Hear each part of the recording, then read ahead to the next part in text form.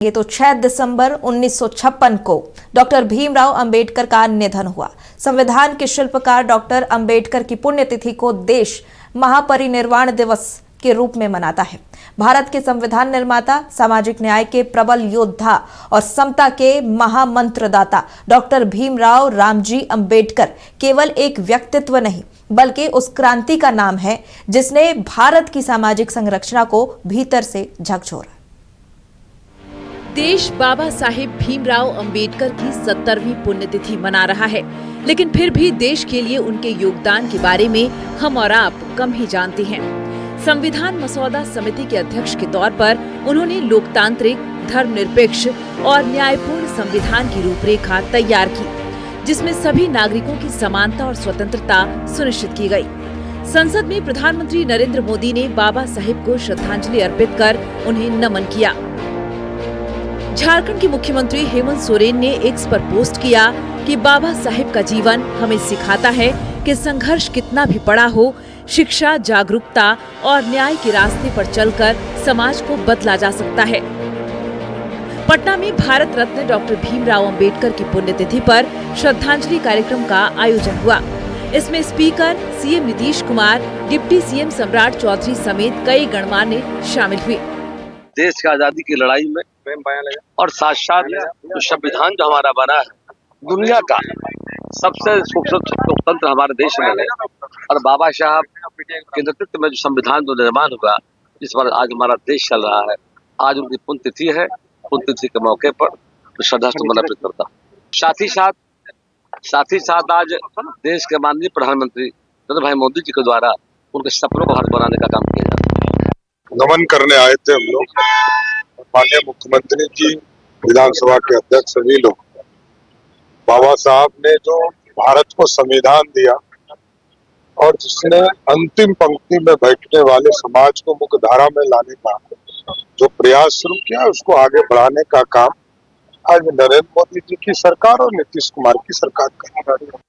लखनऊ में भारत रत्न डॉक्टर भीमराव अंबेडकर की पुण्यतिथि पर आयोजित कार्यक्रम में CM Yogi Adityanath, deputy CM Keshav Prasad Maurya समेत कई गणमान्य शामिल हुए। आज का दिन हम सबके लिए एक प्रेरणा दिवस है,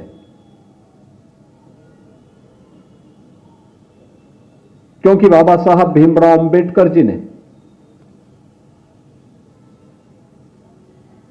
फर्श से अर्श तक की दूरी, यानी जमीन से और आसमान की ऊंचाइयों तक पहुंचने के लिए जो परिश्रम किया, जिन चुनौतियों से जूझे, जिन कठिनाइयों का सामना उनको करना पड़ा, जिस सामाजिक भेदभाव कि उन रूढ़िगत विषमताओं से जकड़े हुए समाज से उभर करके उन्होंने कोटि कोटि वंचितों, दलितों और अति पिछड़ों को सम्मानजनक जीवन देने के लिए एक नया अवसर उपलब्ध कराया है। उसके प्रति कृतज्ञता ज्ञापित करने का दिवस है आज का महापरिनिर्वाण दिवस का ये समारोह। अगर अंबेडकर न होते तो संविधान में सामाजिक न्याय, समानता, धर्मनिरपेक्षता के प्रावधान न होते। केंद्र राज्य संबंधों और शक्तियों के बंटवारे का ढांचा कमजोर होता। दलितों को सामाजिक और राजनीतिक पहचान दिलाने में मुश्किल आती। आरक्षण की इतनी मजबूत व्यवस्था न होती। वंचितों को शिक्षा और अवसरों के लिए संघर्ष करना पड़ता। संविधान से महिलाओं को संपत्ति, शिक्षा और सम्मान के अधिकार न मिलते। जाति आधारित भेदभाव और छुआछूत को खत्म करना कठिन होता। जल प्रबंधन, बिजली और सिंचाई में इतना विकास न होता।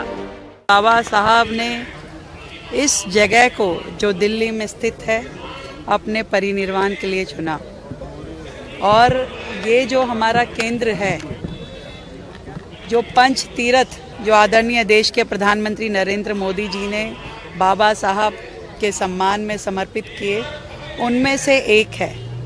हम चाहते हैं कि ये परिनिर्वाण स्थली जो है बाबा साहब की, ये विश्व में विख्यात हो और हर व्यक्ति जो भारत आए दिल्ली आए वो जरूर एक बार यहाँ आकर के बाबा साहब के चरणों में प्रणाम करें।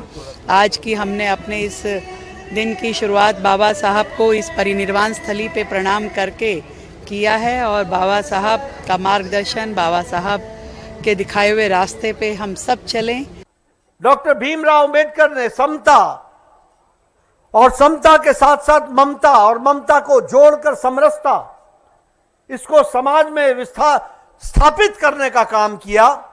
वहीं प्रधानमंत्री मोदी जी ने जब प्रधानमंत्री बने तो उन्होंने उनके जन्मदिन के अवसर पर गैजेटेड हॉलिडे देकर के सम्मान डॉक्टर भीमराव अंबेडकर का बढ़ाया। यह भी हमको ध्यान में रखना चाहिए।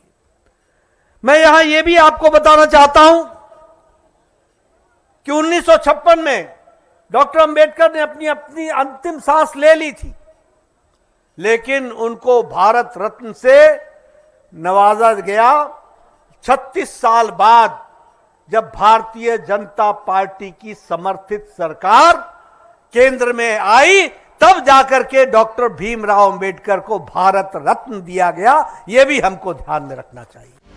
वे देश के पहले कानून मंत्री थे।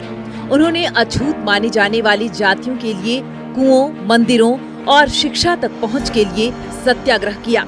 उन्होंने हिंदू कोड बिल का मसौदा तैयार किया, जो महिलाओं के लिए संपत्ति, विवाह और विरासत में क्रांतिकारी बदलाव लेकर आया।